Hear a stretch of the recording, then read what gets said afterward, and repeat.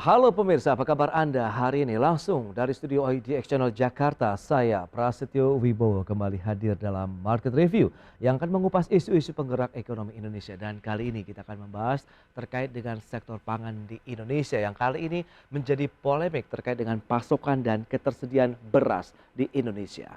Baik pemirsa, langsung saja kita mulai Market Review selengkapnya. Ya, jumlah pasokan dan ketersediaan beras di dalam negeri saat ini menjadi isu hangat di masyarakat.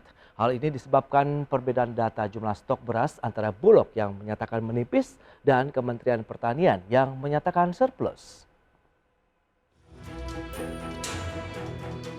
Polemik jumlah ketersediaan dan pasokan beras di dalam negeri belakangan ini menjadi pembahasan hangat di masyarakat.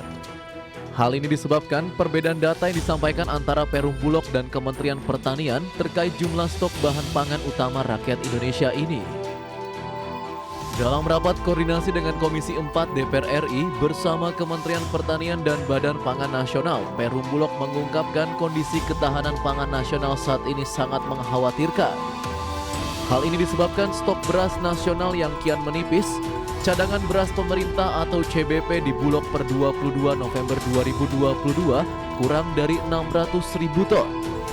Padahal, Bulog harus memenuhi target CBP sebesar 1,2 juta ton hingga akhir tahun 2022. Sampai hari ini, Pak, itu yang target kita di dalam negeri itu 550.000 ton, itu tidak terrealisasi, Pak. Bahkan kurang dari 100.000, Pak. Ini sudah tidak ada panen, Pak. Di Sulawesi Selatan, di Lampung ada gagal panen, Pak. Di NTB juga sudah tidak ada panen. Di Jawa Timur, Jawa Barat, ini sebagian juga sudah selesai, Pak, panennya. Nah, sehingga pada saat itu ada ratas, Pak. Ini perlu kami sampaikan. Di dalam ratas itu kita membahas tentang bagaimana untuk menyiapkan kondisi atau stok beras di Bulog, Pak. Sementara itu, Bappenas juga menyampaikan stok beras di Bulog seharusnya tersedia dalam jumlah besar. Sebab kebutuhan pangan tidak hanya terhitung untuk pangan bulanan dalam keadaan normal. Sebelumnya, Bappenas telah meminta penambahan beras oleh Bulog untuk periode Oktober hingga Desember 2022 sebesar 650.000 ton. Hanya saja baru mampu merealisasikan sebesar 36.508 ton. Hari ini untuk mencari gabah di lapangan dengan harga 4.200 sulit, Bapak. Kemudian dari laporan juga harga gabah juga di atas 5.000, ada yang di atas 5.500. Namun demikian, fakta di lapangan Bulog mengaku saat ini kesulitan menyerap beras sebanyak 1,2 juta ton dikarenakan harga gabah sudah terlampau tinggi di pasaran. Dari Jakarta, Tim Liputan IDX Channel.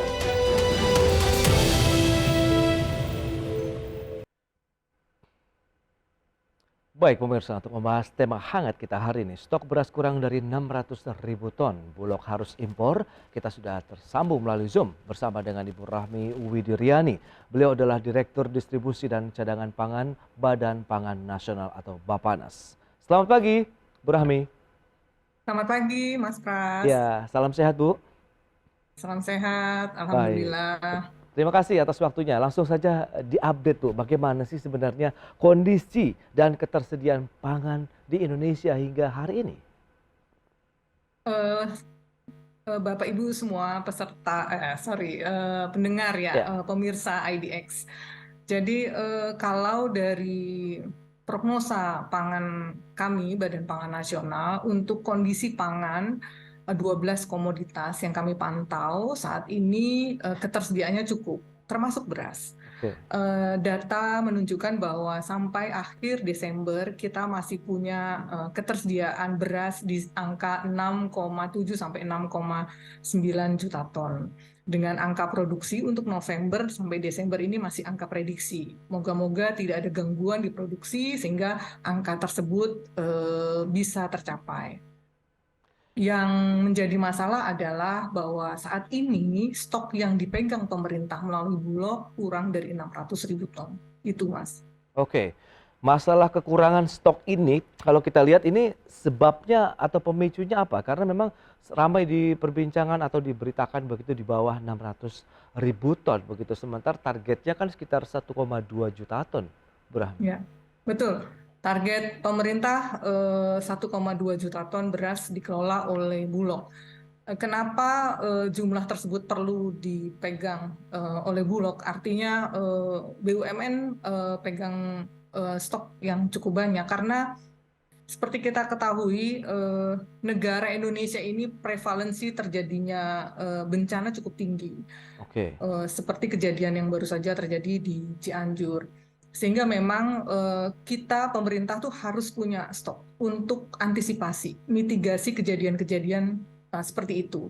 Dan sekaligus punya instrumen untuk melakukan intervensi ketika harga naik. Itu yang pertama, kenapa harus banyak.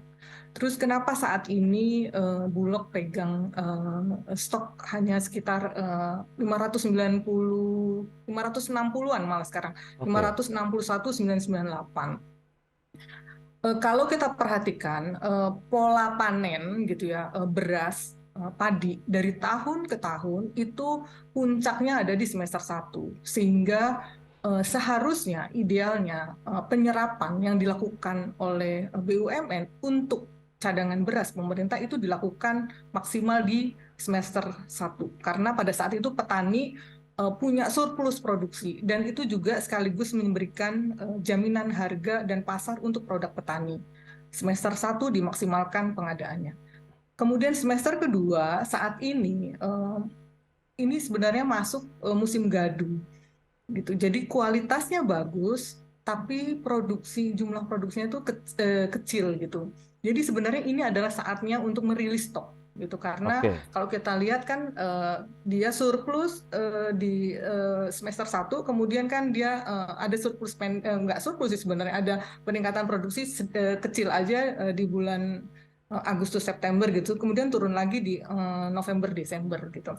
Nah, tapi kebutuhan kan rata gitu ya Mas, sekitar 2,5 juta ton per bulan. Nah, sebenarnya pada saat semester 1 ini beli banyak, kemudian dirilis di akhir. Nah, inilah semester 2 ini kalau juga harus membeli gitu ya, itu akan berat karena memang dari sisi produksi pun dia tidak cukup untuk memenuhi kebutuhan 1 bulan kalau di angka prediksi produksi yang dikeluarkan BPS.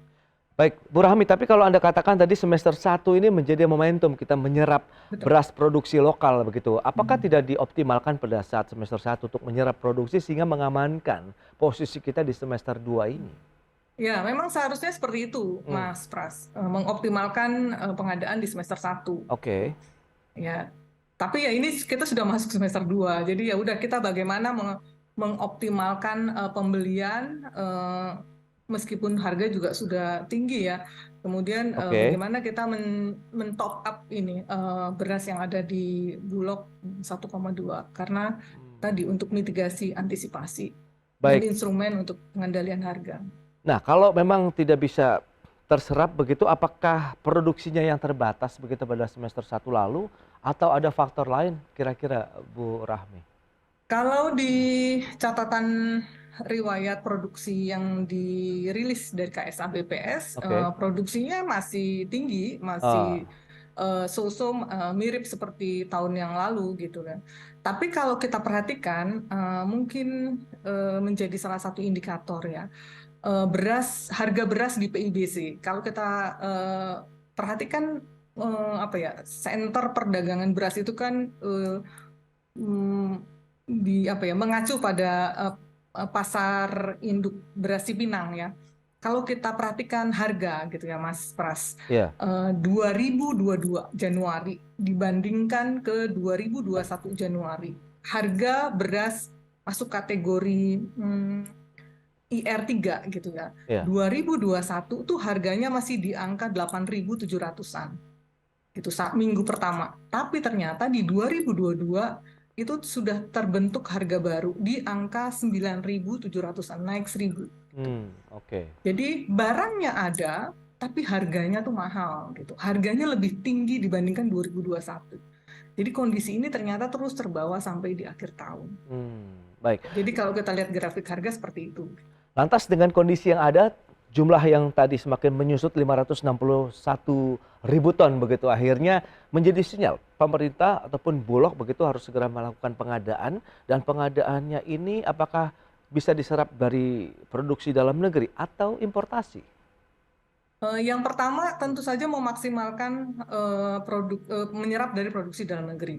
Sebaran yang 6,7 sampai 6,9 juta ini ternyata memang sebagian ada di penggilingan gitu.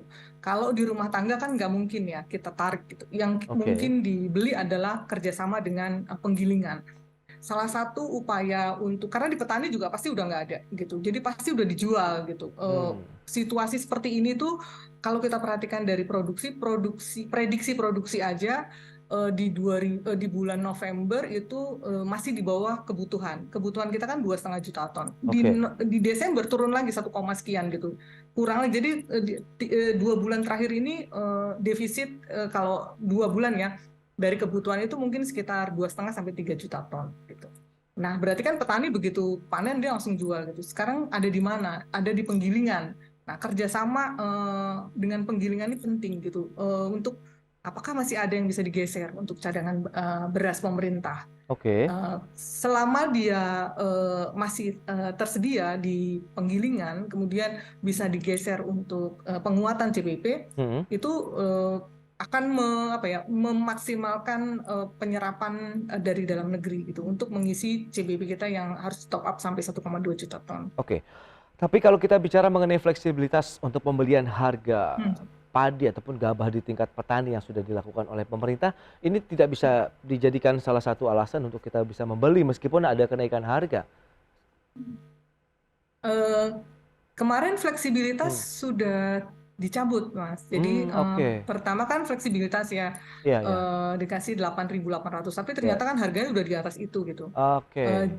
Justru sekarang Bulog memaksimalkan pengadaan secara komersial gitu. Jadi beras yang secara komersial memang harganya sesuai dengan harga pasar ya, bukan kemudian ditinggi-tinggiin gitu. Jadi sesuai harga pasar, karena kita punya Badan Pangan Nasional, punya panel harga pangan, memantau setiap hari harga di pasar-pasar dari 514 kabupaten dan di pasar di 34 provinsi. Jadi kita bisa lihat tuh sebenarnya harga pasar beras medium dari harga GKP di petani sekarang tuh berapa gitu. Jadi disesuaikan dengan harga itu gitu. Karena kalau kita perhatikan harga HET premium di atas itu dia tidak pernah nyentuh itu gitu. Jadi selling price itu tetap terjaga gitu. Tapi dia bergerak di antara medium sampai HET premium. Yes. Kita akan jeda dulu sebentar, Bu Rahmi. Nanti di segmen berikutnya saya ingin menanyakan terkait dengan statement juga dari Kementerian Pertanian yang menyatakan bahwa stok dan juga produksi aman begitu. Seperti apa kondisi realnya? Kita bahas nanti di segmen berikutnya, dan pemirsa, kami akan segera kembali sesaat lagi. Ya, terima kasih Anda masih bergabung bersama kami dalam Market Review. Pemirsa, berikut ini kami sampaikan infografik terkait dengan produksi beras di Indonesia. Kita akan cermati dari tahun 2018 sampai dengan 2021 seperti yang bisa Anda saksikan. Memang di tahun 2018 kita lihat produksi beras Indonesia mencapai angka yang cukup tinggi, 33,9 juta ton. Ini data dari BPS. Kemudian 2019 turun menjadi 31,3 juta ton, 2020 31,5 juta ton, dan 2021 lalu 31,4 juta ton. 3 tahun terakhir cenderung stagnan untuk produksi beras kita. Lantas bagaimana dengan luas panen padi nasional? Ini data sementara tahun 2022 juga sumber dari BPS. Kita lihat di tahun 2021 itu ada sekitar 10,41 juta hektar. Kemudian di tahun 2012 proyeksian sekitar 10,61 juta hektar. Berarti ada kenaikan ini. Dari luasan panen padi nasional di tahun ini 1,87%. Lantas bagaimana dengan produksi beras per pulau yang ada di Indonesia? Kita cermati bersama. Ini tahun 2022, di mana memang tertinggi itu masih di Pulau Jawa ya, 18 juta ton. Kemudian menyusul Sumatera 6,55 juta ton. Kemudian Sulawesi 4,3 juta ton. Bali dan Nusa Tenggara 1,67 juta ton, Kalimantan 1,37 juta ton, dan Maluku Papua 0,19 juta ton. Berarti dominasinya memang masih di Pulau Jawa dan Sumatera untuk produksi beras nasional. Baik, kita akan lanjutkan kembali perbincangan bersama dengan Ibu Rahmi Widiryani. Beliau adalah Direktur Distribusi dan Cadangan Pangan Bappenas. Baik, Bu Rahmi, kita akan lanjutkan kembali. Berdasarkan data yang tadi sudah disampaikan, produksi beras kita stagnan dalam 3 tahun terakhir. Kemudian memang dominasinya masih di wilayah Jawa dan Sumatera. Apa yang bisa dicermati dengan kondisi ini? Situasinya memang seperti itu.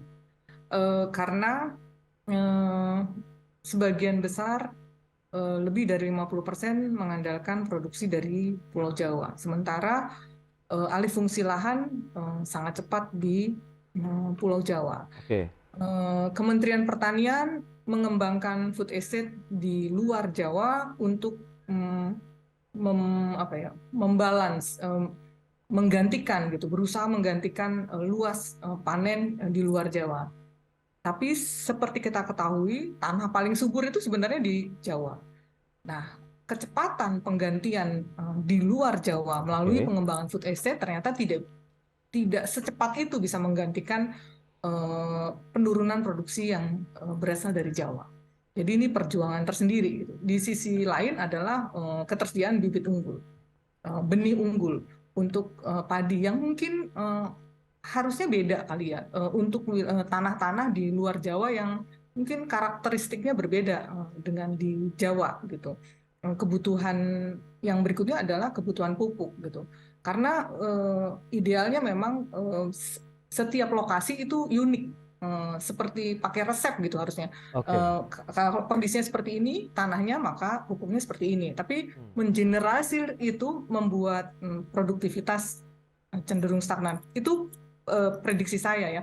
Karena mungkin itu harus dibuat tadi masing-masing wilayah tuh benihnya spesifik. Pemupukannya juga spesifik. Dia dibutuh apa gitu sesuai dengan kebutuhan di lokal setempat gitu. Nah, lantas siapa yang mungkin kalau kita bicara pihak yang berwenang untuk bisa menyediakan bibit unggul kemudian pupuk yang disesuaikan dengan karakteristik tanah di daerah masing-masing kalau memang pemerataan produksi padi ingin dibuat secara merata di seluruh Indonesia? Ya, Mas Pras, pembangunan pangan tidak bisa dilakukan oleh satu lembaga saja gitu.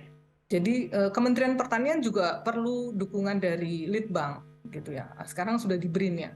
Terus menerus mengembangkan benih-benih unggul baru yang sesuai dengan lokasi-lokasi di wilayah pembukaan lahan food estate baru. Misalnya gitu.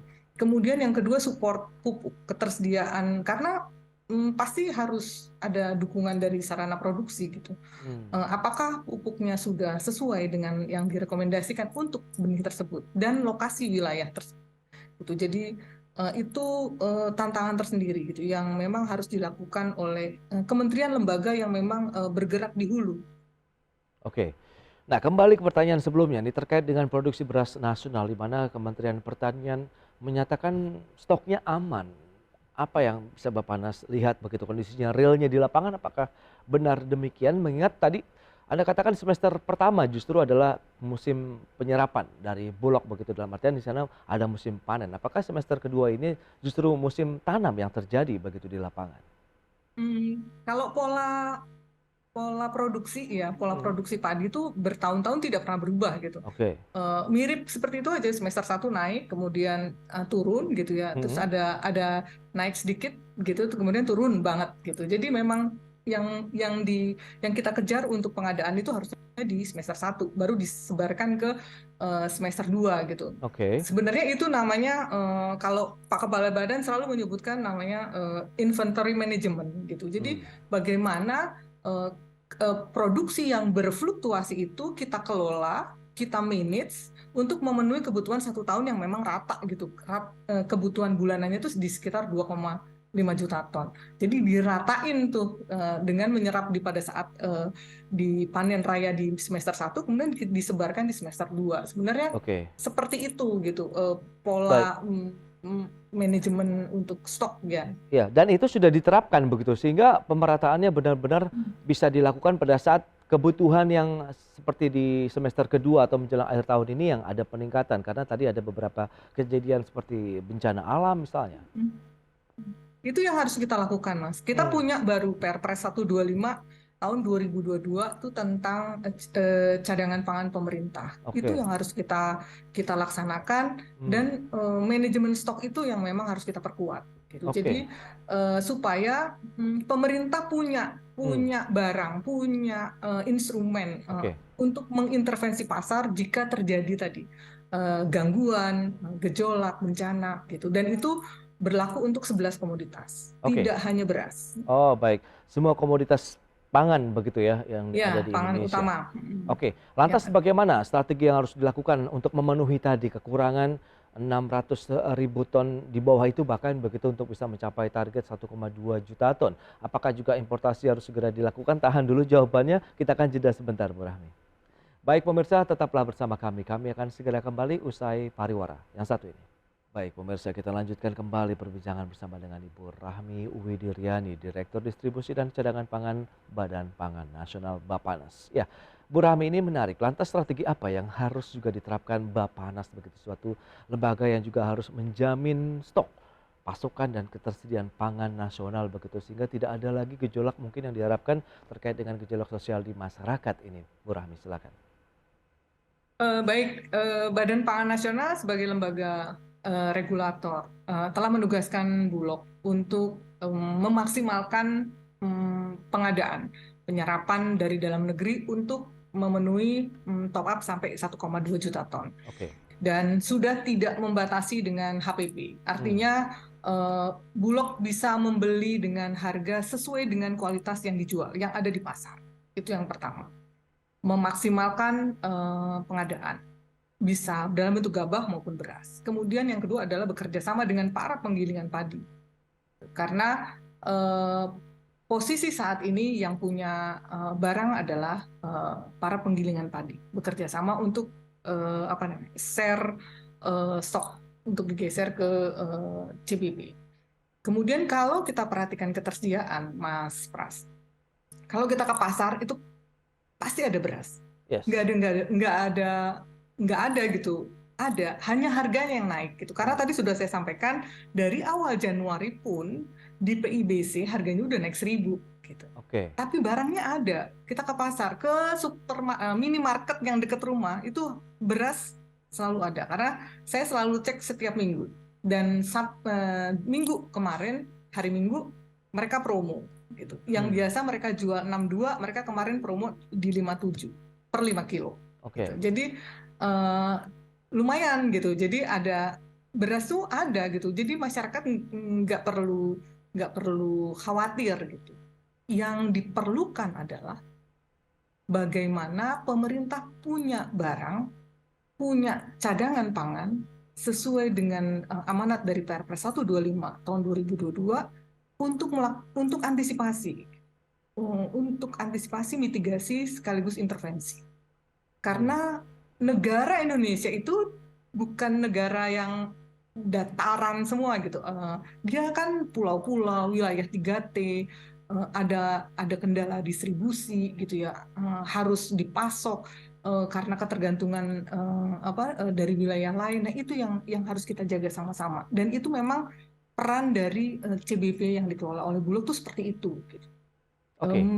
Digunakan untuk menjaga agar semua wilayah itu dapat terpenuhi bahan pangannya. Nah, apakah sebenarnya tidak hanya beras. Harus melakukan importasi? Ini yang menjadi pertanyaan banyak pihak begitu. Nah, itu untuk pengadaannya. Karena kan kita tahu kita sudah menerima penghargaan dari International Research Institute begitu ya Bu ya, terkait dengan swasembada beras Indonesia. Nah, ini bagaimana?